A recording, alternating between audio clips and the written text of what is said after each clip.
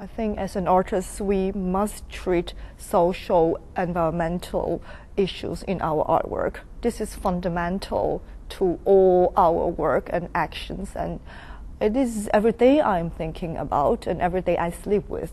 And we want to make a better world, of course, by our artwork, our actions, and our beliefs. And I think in Hong Kong it's very difficult to maintain a pure heart or to establish our own value. For me, it is extremely important if there is a value apart from the material value. That's all every artist's dream to find a way to address those issues.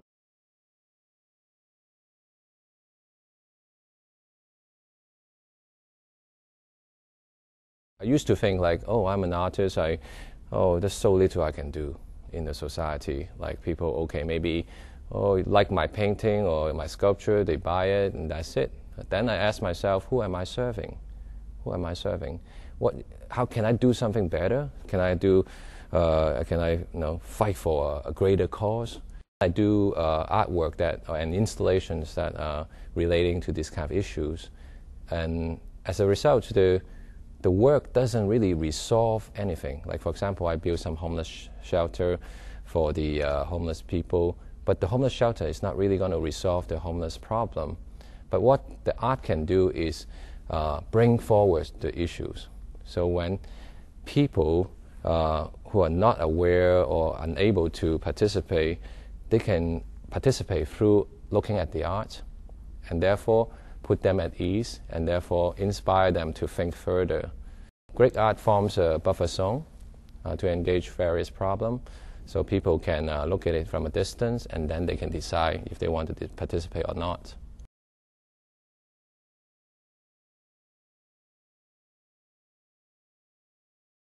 As a location photographer, I'm shooting outdoors most of the time, and if there isn't clean air on a good day, I'm very limited in terms of what I can do. In Hong Kong, you probably now have 4 or 5 days in the year when you can really actively photograph all day long. There's not much relent in terms of the air pollution. Only in the summer, when the wind is blowing hard from the southwest, you really have beautiful days in Hong Kong. That's the limit at this point. So whenever the wind is slow, whenever it's coming from the north, all winter long, we're really stuck as far as photography is concerned. If we look out of the window and it happens to be one of those pristine days and we're doing something else, it's like heartbreaking.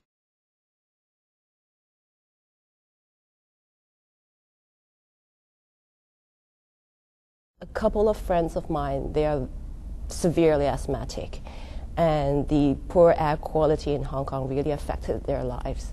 So they're no longer in Hong Kong now because I think the only way for them to survive is to move away from Hong Kong. And one of them now is in Singapore and the other is in London. But I think it's pretty unfair for both of them.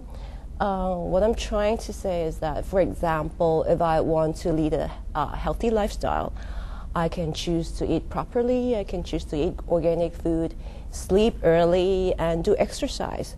But then when it comes to breathing and air quality, I don't have much of a choice. I mean, probably the only way to do it is to move to another country, to a place such as Tasmania, where they have the cleanest air and water, but this is definitely not the way to do it. And we shouldn't allow that to happen. And that's why I think it's very important to have Clean Air Network to help raise awareness, to make real changes.